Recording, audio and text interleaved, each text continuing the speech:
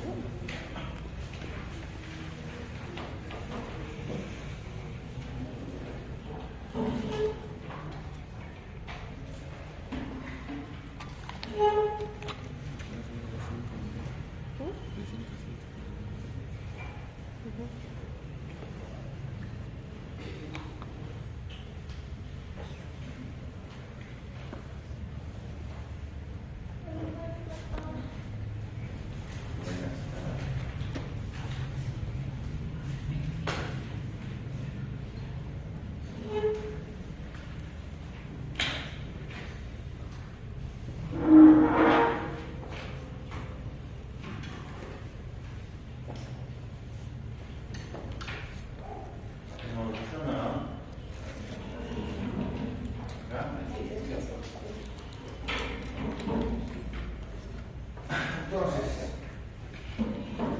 ya para ir terminando con lo que se refiere a los mecanismos de adaptación celular, hemos visto la hipertrofia, hiperplasia, atrofia, y este es el otro mecanismo de adaptación celular que se conoce como la metaplasia. Otra definición es el cambio selectivo de un tipo celular maduro. Hablamos, por ejemplo, de la metaplasia, que sería, se dice que es el cambio de una célula epitelial madura por otra célula epitelial también madura.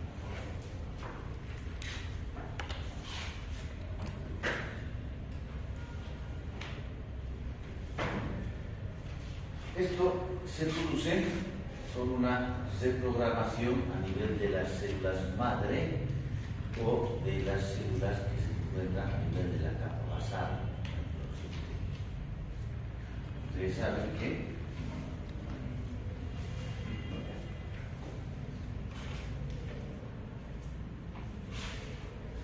si nosotros tenemos acá este epitelio escamoso, tenemos acá una capa basal que se denomina también como capa germinativa, y luego viene todo esto, las células escamosas.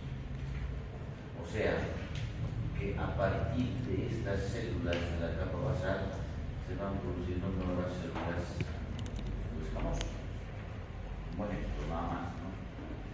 Cuando hablamos de esta metaplasia, entonces hay como, dice, una reprogramación en estas células de esta capa basal o células germinativas para que entiendan mejor el cambio de chip a este nivel. Y en vez de generar células escamosas, va a generar células cilíndricas. Esas son las. Por eso dice cambio selectivo de un tipo celular maduro por otro tipo celular. La metaplasia puede ser, claro que sí, fisiológica o puede ser patológica, como donde tenemos un tipo de metaplasia fisiológica y las otras patológicas. La forma patológica se asocia al estrés fisiológico, o sea, aquello que está causando daño a nivel de células. Puede ser un proceso inflamatorio, otro tipo de situación que está causando daño. Entonces, ¿qué hace? Con un mecanismo de adaptación cambia a otro tipo de célula que es más resistente a ese daño. Justamente para eso se genera el o la metaplasia. Entonces, desde ahí llegamos a la conclusión de que la metaplasia es un mecanismo de adaptación. Y en muchas zonas, como vamos a ver, es un mecanismo de protección, porque ese epitelio está cambiando otra célula más resistente para justamente existir, pero la redundancia que se da. ¿Ya? No se vaya a confundir lo que es la metaplasia con la displasia. Una cosa es hablar de metaplasia y otra cosa es hablar de la displasia, que lo veremos más adelante. ¿Qué es la displasia? ¿Qué es la displasia? El problema es que a veces cuando nosotros colocamos en el informe de patología metaplasia, por una falta de orientación, por una falta de conocimiento, a veces al paciente ya le dicen que está con un cáncer, cosa que no es así. Tenía aproximado todavía. La metaplasia es un mecanismo de compensación, muchas veces protector. Y la displasia sí es una lesión premaligna, ¿no es cierto? Y si esa displasia no se trata, no se controla, evolucionará hacia un cáncer. Esa es otra cosa.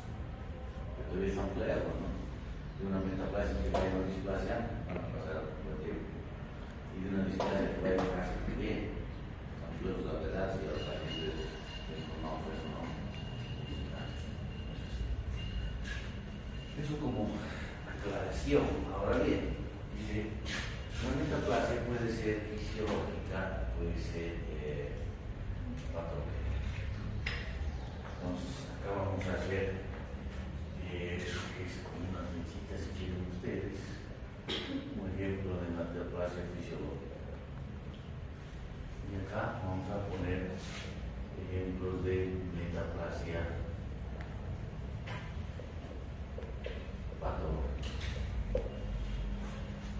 ¿Cuál será la metaplasia fisiológica? Por ejemplo, un cambio de una célula epitelial. Nosotros vamos acá del cuello uterino. Vamos a ver, este es el cuerpo mágico. Pero si nosotros hablamos del cuello uterino, más o menos el esquema tiene esa forma. Entonces acá está el canal endocervical, en comunicación directa con la cavidad endometrial. Entonces, cuando hablamos del cuello uterino tenemos dos tipos de epitelio. A nivel del canal endocervical va a tener un epitelio simple, secretor de moco del canal. Pero hay una zona donde hay un cambio abrupto de tipo de epitelio. Y en vez de epitelio cilíndrico, ¿hace qué? Epitelio. Está habiendo un cambio de una célula epitelial madura por otro tipo de célula epitelial madura. Entonces, esta es un tipo de metaplasia fisiológica. Ahora bien, ¿cuál es la importancia de esta metaplasia fisiológica? O sea, la zona donde hay el cambio de un epitelio por otro en el cuello uterino se denomina como zona de qué? Transición. O antiguamente llamada zona de transformación. Justamente hay una transformación del epitelio por otro, ¿no? Zona de transformación, de transición. O también en literatura un poquito ya rezagada, unión, que es el campo columnar. ¿Cuál es la importancia de esa zona? Es el lugar de inicio del cáncer de cuello uterino. Es el lugar donde se inicia el cáncer y empieza el cambio para el cáncer de uterino. La zona de transformación. ¿Por qué? Porque esas células son más sensibles al daño por la infección transmisión del virus del papiloma humano, HPV, más sensibles. Por eso es. Y ustedes saben que actualmente el virus del papiloma humano se considera un agente etiológico del cáncer. ¿Qué dice la literatura? Que para que se produzca un cáncer de cuello uterino tiene que haber, tiene que desarrollarse primero una lesión maligna. Para que se desarrolle una lesión premaligna tiene que haber una infección por el HPV, el virus del papiloma humano. No todos los serotipos de HPV producen cáncer, son los de alto riesgo por medio. Pues primero tendrá que haber qué cosa entonces una infección por virus del HPV en sus serotipos de alto riesgo COVID. ¿Cuáles son? 16, 18, 31, 33, 35. Los más frecuentes son 11 tipos, 11 serotipos de alto riesgo COVID, no se mencionan los más frecuentes. Y de estos, los que más se observan relacionados al cáncer de uterino son 16. Una infección por el cuello 18 que te va a producir en el cuello uterino una lesión premaligna. Obviamente, y tenemos como supervivencia lesiones. Y acá es donde tenemos que actuar, diagnosticando estas lesiones premalignas para poder tratarlas. Porque si esta lesión premaligna no se la diagnostica o no se la trata, evolucionará a un cáncer de cuello uterino. Entonces, por eso es que pues, el objetivo fundamental del Papa Nicolau es la detección precoz o detección temprana de lesiones premalignas. Y cáncer de cuello uterino, ya se diagnosticado el cáncer de cuello uterino tratable, pues no hemos hecho un diagnóstico adecuado, la mujer nunca ha ido a hacerse una prueba de tamizaje, pero algo pasado, pues ya está con el cáncer instaurado. Pues el cáncer de cuello uterino es prevenible, es tratable. Esa sería la metaplasia de tipo fisiológico. Haremos dos ejemplos de la metaplasia de tipo patológico. Acá vamos a dibujar el estómago. Entonces acá tenemos la parte del píloro, o sea, la parte que la parte más distal del estómago que se llega a comunicar con el intestino delgado. Entonces acá tenemos la unión gastroesofágica, el esfínter gastroesofágico. ¿Qué criterio tenemos acá en el esófago? Planos estratificados. ¿Cómo es? Plano estratificado. No queratinizado. No es queratina. Sí, no. Por eso nos diferenciamos de los animales, por eso comemos huesos. Y en el estómago tenemos de manera general epitelio cilíndrico.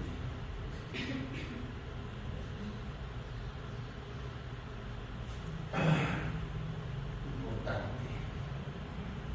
En el estómago tenemos sus gástricos, ¿no? De hecho, es el ácido hialurónico.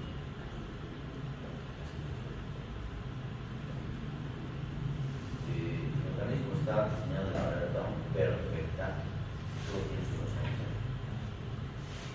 Este epitelio cilíndrico que tenemos en el estómago es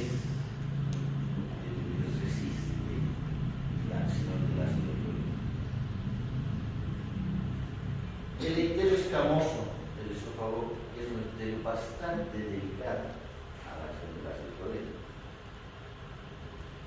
Entonces, por eso acá hay lo que se denomina qué cosa, el esfínter gastroesofágico, que evita precisamente que el contenido del estómago vuelva hacia el estómago. Porque si se produce esto, en aquellos procesos, en aquella enfermedad anterior escuchado, la enfermedad por reflujo gastroesofágico, justamente hay una dilatación de ese esfínter, el contenido retorna. Es inferior, padre. En aquellos casos de muy avanzados, incluso llega hasta el peso superior, incluso más. A veces el paciente siente esa sensación acá de cadera, todo esto acá, porque prácticamente ha llegado hasta el peso superior, hasta el peso acá, caso avanzado. La tendencia hasta el peso superior. Entonces, ¿qué pasa? Si este epitelio es sensible, como un mecanismo de defensa de nuestro organismo, pues cambia acá el epitelio escamoso, como los medios de escudo para protegerse de ese ácido, ese epitelio en el tercio inferior del esófago cambia y se transforma en epitelio para, si vale el término, contrarrestar ese daño que está produciendo el ácido. ¿A eso qué se denomina? ¿Qué se denomina a ese tipo de metaplasia patológica, en este caso acá? Esófago, esófago de base. En eso consiste el esófago de base, es un tipo de metaplasia epitelial patológica. Consecuencia para el esófago de base, bien, que también a veces cuando uno habla del esófago de base, es una metaplasia que se puede controlar, se puede tratar, sí señor, evitando que siga el desarrollo vasoesofágico, muchas veces con medicamentos, pero ya cuando la edad, como en las situaciones está avanzada, les digo, incluso es un tratamiento quirúrgico, ¿no? Debe ser regular, no va a ser completamente, no va a pasar realmente, pero puede ser también tratamiento quirúrgico. Ahora sí, lo mismo. Ese esófago de base, en el transcurso del tiempo, si nosotros no hemos tratado, no hemos controlado, igual también irá a una lesión, irá a una displasia. Y esa displasia puede seguir evolucionando hacia un cáncer a nivel del tercio inferior del esófago. Lo ideal en este caso es por acá, ¿no? Puedes actuar también en esta etapa ya, pero con ciertos hierros, porque estamos hablando de esófago, bien, se puede originar un cáncer a partir entonces del esófago de base. Ahora sí, ¿qué tipo histórico se originará de este esófago? ¿Qué tipo de cáncer? Hemos dicho que los tumores que se originan a nivel del epitelio que se denominan ¿qué?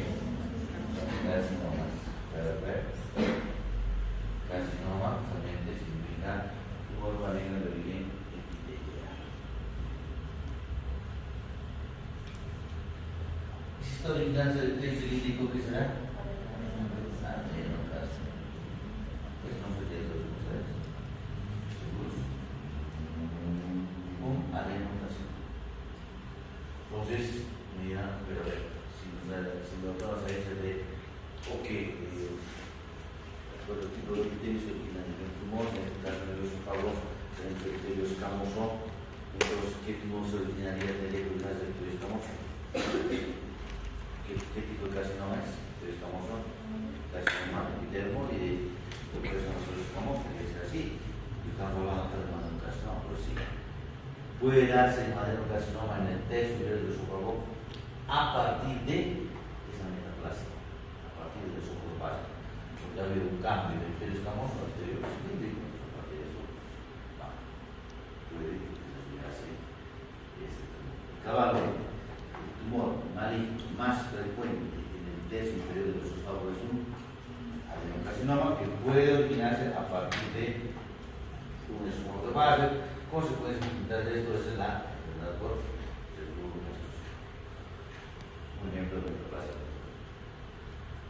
Otro ejemplo de metaplasia patológica. Perdón, una cosa más ya para completar esto. Para hacer el diagnóstico de esófago base, obviamente tenemos que ver en el tercio inferior del esófago la presencia de epitelio. Ahí se añade una cosa más, que es la presencia de células caliciformes. Presencia de células caliciformes. Ustedes saben que los carcinomas normalmente están a nivel del intestino, ¿no? Empiezan a nivel del intestino en el duodeno y este se van incrementando su cantidad en el colon. Pero no pueden estar acá. Otro tipo de metaplasia patológica es la metaplasia intestinal, que puede producirse a nivel de qué órgano, a nivel del estómago. Aquí usted sale un informe de bioxelástica, a veces llega, ¿no? Gastritis crónica con metaplasia intestinal o gastritis crónica atrófica con metaplasia intestinal. Lo mismo. En este caso, por la acción o el daño a la mucosa del estómago, en esta mucosa del estómago comienzan a presentarse o a observarse células caliciformes en la mucosa del estómago, que normalmente no tendrían que estar, no sé, tendrían que estar a favor. Por eso se llama también metaplasia intestinal en el estómago, ¿no? Son pacientes así,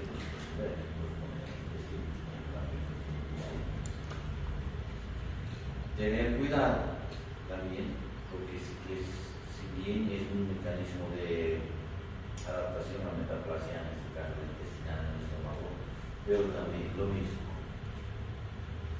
Esa metaplasia intestinal del estómago puede irse a una displasia y esto, si es el cilindro del estómago que muestra adeno, y cabalmente el adenocarcinoma más por ese proceso. Primero hace atrofia, después hace metaplasia, después displasia.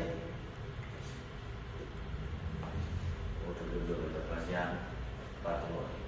Otro ejemplo de metaplasia patológica. La metaplasia escamosa a nivel de los bronquios, o nivel, si ustedes quieren, de la vía respiratoria. ¿Qué tenemos en los bronquios?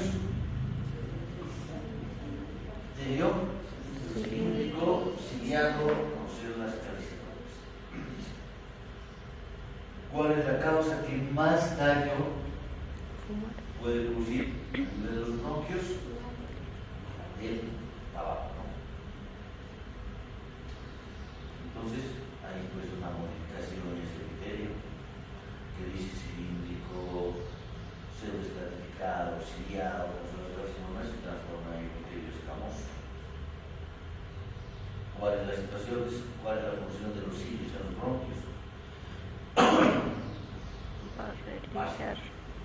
¿No? Muy importante para evitar que esos particulares puedan ingresar al respiratorio. Claro. Entonces, si ya no tenemos esos cilios ahí, entonces tenemos un más propenso que estos ingresan al respiratorio para ocasionar de patologías restrictivas. Pero lo más grave que será, de la misma manera, metaplasia escamosa hará una displasia.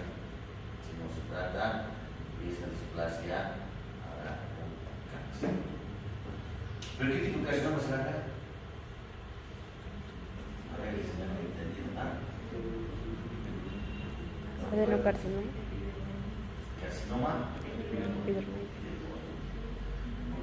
En este caso, a la inversa que estamos viendo en el esófago se iba de escamoso a cilíndrico, entonces por eso en la vía respiratoria al revés, se está yendo de cilíndrico a escamoso, y cabalmente, a nivel de, cuando hablamos de neoplasias pulmonares, los efectos de la. Estoy un poco raro, ¿no? Bueno, no creo que cuando hablamos de neoplasias pulmonares, estas se clasifican en el pulmón de dos tipos, centrales y periféricas. Y entonces tenemos acá los lóbulos, tenemos las primeras bifurcaciones bronquiales. Entonces, y por acá tenemos la pleura. Centrales son aquellas que están justamente en estas primeras bifurcaciones bronquiales, por eso las siento en el esquina. Entonces, acá en el bronquio hemos hablado, ¿cierto? En el bronquio de ese electrocíclico se cambia y se hace un telescamoso. Entonces, a partir de ese telescamoso se hace un CA epidermóide. Y cabalmente, el carcinoma epidermoide es el tumor maligno más frecuente del pulmón a nivel central, como consecuencia de esa metaplasia famosa de ese epitelio. Correcto, es cilíndrico como la adena, pero vamos a aclarar la situación. Y pues los otros tumores que en el pulmón se clasifican como neoplasias periféricas están desde la pulmonar, pero están más desde la pulmonar. Esas son las características en este mecanismo de compensación. Como están viendo, metaplasia no es maligna, ni siquiera llega todavía a displasia. Es un mecanismo de adaptación celular. Como dice en el último concepto, protección ante el daño. Pero que sí, eso es correcto, que si no se trata lo que está ocasionando el daño, ese epitelio, esa metaplasia sí puede evolucionar una displasia y que quede claro, por favor, en relación a estos conceptos. Cabalmente, ahí tienen ustedes qué visión. Ya sabemos. Vean, este es un corte del superior del esófago. Y todo, bueno, debería, esa mucosa del esófago, estar revestida o recubierta por precisamente del escamoso, ¿no? Con células que se distribuyen a la manera de las escamas del pescado. Pero no es así. Vean que aparece ya este tejido cilíndrico y con sus células locales. Entonces, es una metaplasia esquinada a nivel de superior. O se observa así, cuando nosotros ya nos estamos en el esófago de base, pues conseguimos esto, ¿no? Por visto. Y ya de más cerca ese epitelio cilíndrico que está ahí, vean, estas son las células calcinógenas. Son células todas de qué? Carcinógeno. División especial entonces podrá tener esas células azul alciano, ¿no? O azul alciano, ¿no? Esas células, o sea, el moco que está en el interior de las células de color celeste o azul también la extensión de pase y después condiciones específicas para moco. Y se ven claras como allí, porque el moco no se siente como allí, no es una función específica para bueno, y si esta acá hay una cosa más que está con las flechas. Ustedes ven en esta zona del epitelio ideal, los núcleos todavía están en la posición basal, ¿no es cierto? Casi en esta fila india, que son los azules. Pero vemos en esta glándula, en esta parte del epitelio, que los núcleos ya tienen diferente forma, diferente tamaño, diferente organización. Pero esta zona, si bien es un enchufe de base, en este caso ya es un enchufe de base con discípulos. Sería con ese tema. Por eso cuando se informa en patología un enchufe de base, se tiene que aclarar, en este caso al gastroenterólogo, si es un enchufe de base con displasia, pues un enchufe de base sin displasia. No queda muy suelto. Por ahí está ya una displasia, también ya que lo ordenado que están los núcleos de las células de área ya desordenados, ¿no? Por eso el término o la denominación de displasia porque ¿no? Cambios morfológicos y estructurales. Cambios estructurales, los núcleos deberían estar en posición basal con una sola fila, acá no, están de manera desordenada. Cambios morfológicos, los núcleos tendrían que ser, como en este caso, regulares, pequeños, ovalados, de posición basal, pero no acá, hay unos más grandes que otros de diferente forma y diferente tamaño. Bueno, y esto pues puede evolucionar, en este caso ya cáncer, ¿no? El paciente ya tiene un test de una biopsia también, pero con adenocarcinoma. Después ya veremos cuáles son las características, pero no sé cuáles. Y acá está justamente el epitelio respiratorio. Acá está normal. Es el epitelio respiratorio, células, epitelio cilíndrico, célula estratificada y toda la parte rosadita que ven ahí son los cilios. Y estas son las células calcitosas. Entonces aquí de este epitelio hay un epitelio verde con característica de las células escamosas que tienen un citoplasma citofilo, o sea, color rosado. Entonces va evolucionando y acá ya tenemos lo mismo que hemos dicho en este cuadro. Alteraciones en la forma biológica, siempre esos tuvieron núcleos relativamente regulares, pero acá ya van a aparecer estos más grandes, un capa más superficial, con una alteración también en la estructura y la morfología, y esto pues evolucionará hacia cáncer. Espero que haya quedado claro el concepto de lo que es una metaplasia y cuáles son las implicaciones, ya que esto puede evolucionar. Ya vamos a tocar nuevamente ya de manera rápida los metaplasias cuando veamos el impacto femenino, digestivo. Estamos hablando de las causas. Hemos dicho que primero teníamos que ver los mecanismos de compensación y luego hablar de lo que son las lesiones celulares.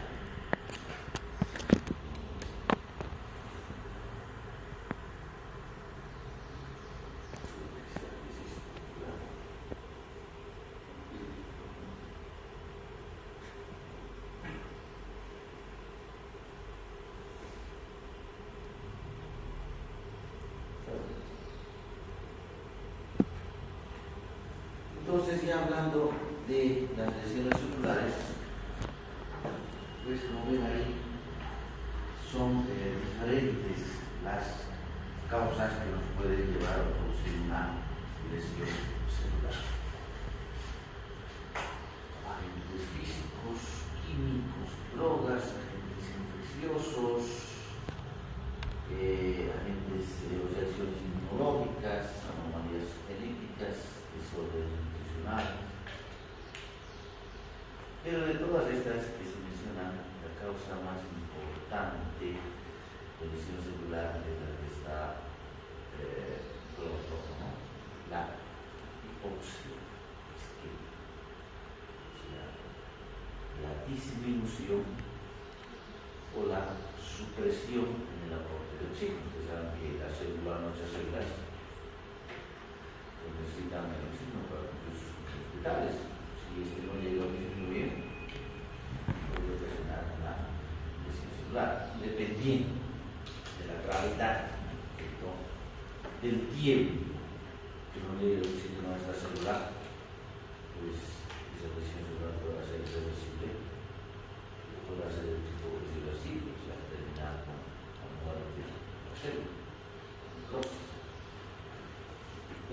Factores, las otras causas que ven por ahí también, causas como causas de lesión celular, muchas de esas van a ocasionar daño en la célula a través de generar una toxina o una no llegada de sangre. Por ejemplo, los agentes físicos, a ver, un traumatismo, una herida, una extremidad, donde se produce una solución de continuidad en la pared de un vaso, de una arteria que pasa para una hemorragia. Y por ende no va a llegar sangre a los tejidos o una área y por ende no llega oxígeno. La oxígeno es celular. Y entonces, ¿cuándo se va a producir una lesión celular? Sabemos que nuestras células en nuestro organismo están en una situación de homeostasis, una situación de equilibrio que justamente permite que estas cumplan sus funcionalidades. Y cuando se rompe esta situación de homeostasis, se va a producir lesión celular. ¿Y cuál es la definición entonces de la lesión celular? Conjunto de cambios bioquímicos, biomorfológicos que se producen cuando esta situación de homeostasis se altera por esto, lo que se denomina influencias negativas. O sea, todo lo que puede causar daño en nuestro organismo. Y ahí vamos a manejar entonces esta palabra noxa. Una noxa es una influencia negativa. O sea, la noxa es todo aquello que toma contacto con nuestro organismo o ingresa en nuestro organismo y tiene la capacidad de causar daño. Nosotros más nos vamos a tocar lo que es el daño